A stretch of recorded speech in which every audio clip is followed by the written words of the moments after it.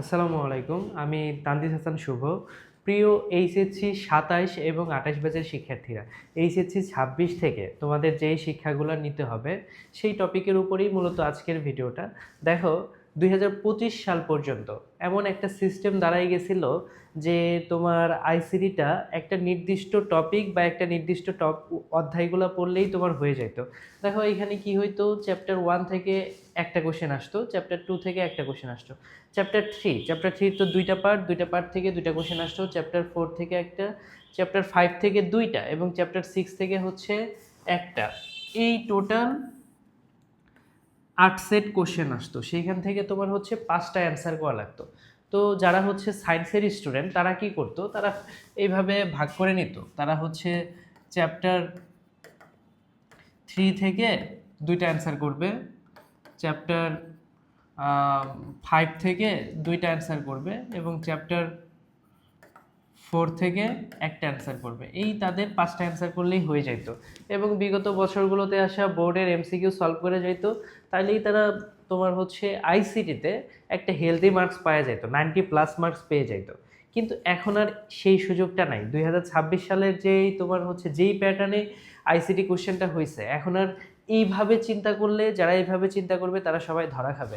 এবং আগে একটা ট্রেন্ড চলে আসছিল যে হচ্ছে এইরকম, তোমার সারা বছর আইসিটি পড়ার দরকার নেই, তুমি 3 বা 4 মাসের একটা কোর্স করবা, সেই কোর্স থেকে তুমি হচ্ছে যেই পড়াশোনাটা করবা সেটা দিয়েই তুমি হচ্ছে 90+ মার্ক পেয়ে যাবা। কিন্তু বিশ্বাস করো এখন আর সেই সুযোগটা নাই। যারা এই এই নীতি অ্যাপ্লাই করতে গেছে 2026 সালে এসে তারা সবাই ধরা খাইছে।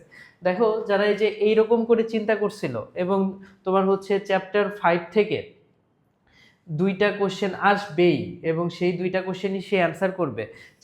এইবার কি হয়েছে, এবার তোমার হচ্ছে যারা 26 সালে যারা পরীক্ষা দিছে, এই চ্যাপ্টার 5 থেকে কোশ্চেন আসছে একটা এবং এই যে চ্যাপ্টার 2 আছে, এই চ্যাপ্টার 2 থেকে কোশ্চেন আসছে হচ্ছে দুইটা।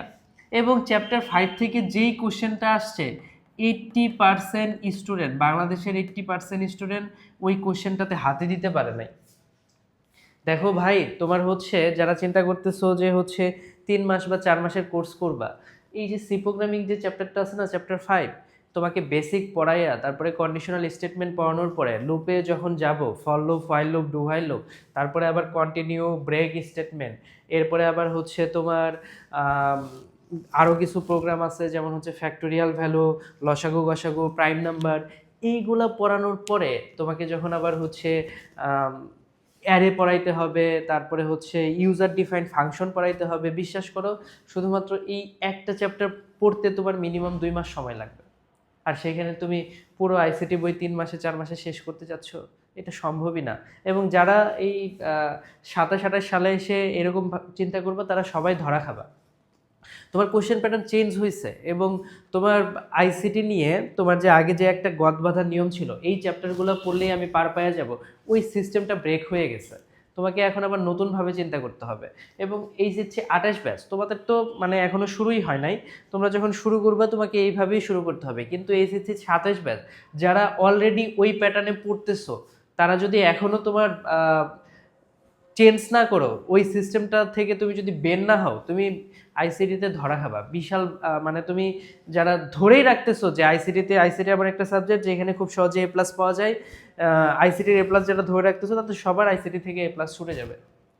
তো এখনো সময় আছে, এখনো তোমার হচ্ছে 1 বছর সময় আছে 27 ব্যাচের জন্য। আর 28 ব্যাচের জন্য তো পুরোটাই নতুন। তো ওই গদ বাঁধা নিয়ম থেকে তোমরা বের হয়ে নতুনভাবে পড়াশোনা করো। এবং এটা একটা 4 মাসে পড়ার মতো সাবজেক্ট না। তোমাকে ওইভাবেই এটাকে, তুমি যারা হচ্ছে কি কয়েকটা সি প্রোগ্রাম মুখস্থ করে পরীক্ষার হলে চলে যাবা, তারা ধরা খাবা। 80% স্টুডেন্ট, বললাম 80% স্টুডেন্ট সি প্রোগ্রামিং থেকে যে একটা কোশ্চেন আসছিল, ওই একটা কোশ্চেন ধরতেই পারে নাই, টাচই করতে পারে নাই। তো তোমাকে এইটাকে, এই আইসিটিতে তুমি যদি একটা ভালো পজিশন করতে চাও, এটা নিয়ে তোমার একটা দীর্ঘ পরিকল্পনা লাগবে এবং তোমাকে এইটা সত্যিকার অর্থে পড়া লাগবে। তোমার সি প্রোগ্রামটা প্রত্যেকটা অধ্যায়ে তোমার ডেপথে ঢোকা লাগবে। তুমি শুধুমাত্র এই যে আগে যে সিস্টেমটা ছিল, কয়েকটা নির্দিষ্ট টপিক পড়বা এবং আইসিটিতে A+ পেয়ে যাবা, ওই সিস্টেম ব্রেক। ওইভাবে চিন্তা করলে তুমি ধরা খাবা। তো এসএসসি 27 এবং 28 ব্যাচ, তোমাদের জন্য অনেক শুভকামনা রইল। তোমরা এইচএসসি 26 ব্যাচ থেকে শিক্ষা নিয়ে তোমরা নতুন করে আইসিটিটাকে 28 ব্যাচের জন্য তো একদমই নতুন, তোমরা ওই আগের নিয়মে তো পড়বা না, কিন্তু 27 ব্যাচ যারা হচ্ছে আগের নিয়মে ছিলা ওই নিয়মটা ব্রেক করে নতুন করে আইসিটিটা পড়া শুরু করো ইনশাল্লাহ, তাহলেই তোমাদের একটা ভালো মার্কস আসবে। তো সবাই ভালো থাকো, সুস্থ থাকো, আল্লাহ হাফেজ।